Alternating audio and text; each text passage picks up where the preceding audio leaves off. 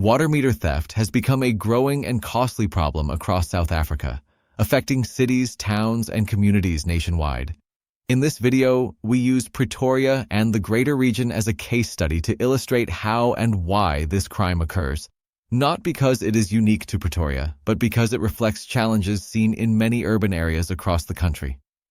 Water meter theft is driven by the resale value of non-ferrous metals combined with vulnerabilities such as poor street lighting, load shedding, exposed infrastructure, and limited security coverage. These same conditions exist in numerous municipalities throughout South Africa, making this a national infrastructure and service delivery concern rather than a localized issue. By examining Pretoria as an example, this video aims to highlight broader patterns, risks, and practical prevention measures that are relevant to communities everywhere. What is water meter theft? Water meter theft involves the illegal removal of water meters from residential, business, or public properties. These meters are usually stolen for the scrap value of their components, especially brass, copper, or bronze. In many cases, the theft leaves properties without water, causes pipe damage, and results in costly repairs and service delays. Why are water meters targeted? There are several reasons why water meters are frequently targeted. First, non-ferrous metals have resale value at scrapyards. Secondly, many meters are installed outside properties and can be removed in just a few minutes. Thirdly, offenders see this crime as low risk, with limited law enforcement priority compared to violent crimes. Finally, the scrap metal market remains poorly regulated, allowing stolen infrastructure to be sold with minimal oversight. Water meter theft in the wider Pretoria region. Pretoria and surrounding areas such as Mamelodi, Atteridgeville, Soshanguve, Hammanskraal, Centurion, and Pretoria West have experienced ongoing water meter theft. Older suburbs with exposed infrastructure are especially vulnerable. The city of Tshwane has acknowledged repeated theft incidents, particularly at night and during load shedding. The financial impact is significant, with millions of rand spent annually on meter replacement and repairs, while residents face water outages and personal financial losses. How the theft happens. Water meter theft usually follows a predictable pattern. Thieves operate at night or during load shedding when lighting and alarms are compromised. They often work in pairs or small groups, using basic plumbing tools to remove the meter. The valuable metal is stripped and sold, while the remaining parts are discarded. The impact of water meter theft. For residents, the impact includes days without water, inflated estimated bills, and out-of-pocket repair costs. For municipalities, the consequences include budget strain, service delivery failures, and significant water losses from open or damaged pipes. Each stolen meter costs between 1,000 and 3,500 rand to replace. Why street lighting matters. Street lighting plays a critical role in crime prevention. Well-lit areas reduce criminal anonymity and increase the likelihood of detection by residents, patrols, CCTV, and passing traffic.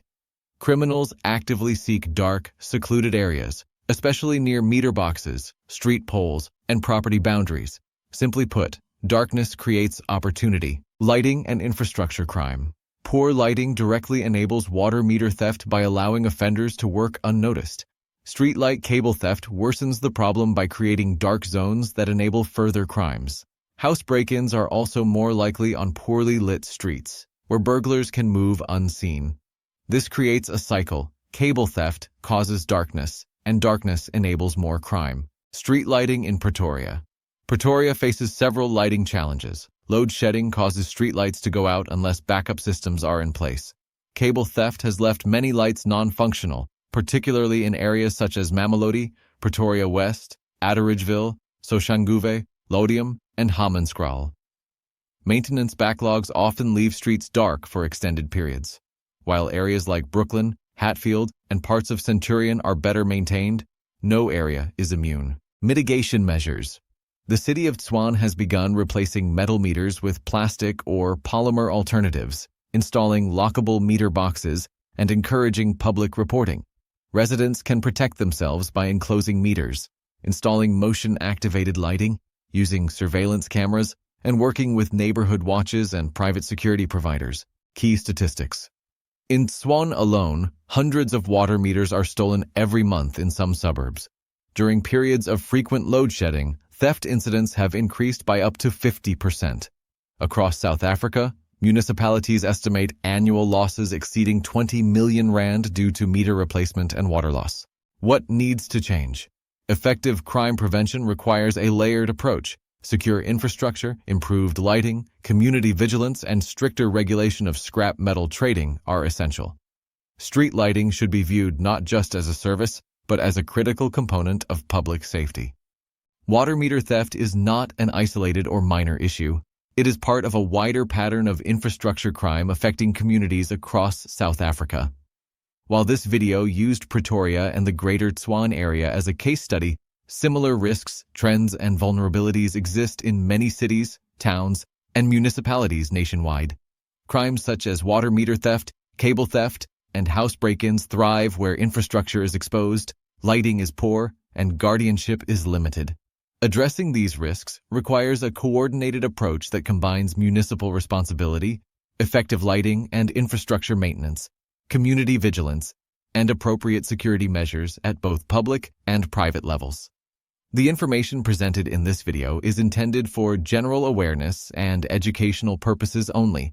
It does not constitute legal advice, engineering guidance, or a substitute for professional security assessments. Crime patterns, risks, and mitigation measures may vary by location, infrastructure design, and socioeconomic conditions. Viewers are encouraged to consult their local municipality, law enforcement agencies, or qualified security professionals for advice specific to their area. By understanding the risks and taking proactive steps, communities can reduce vulnerabilities, protect essential infrastructure, and contribute to safer neighborhoods for everyone.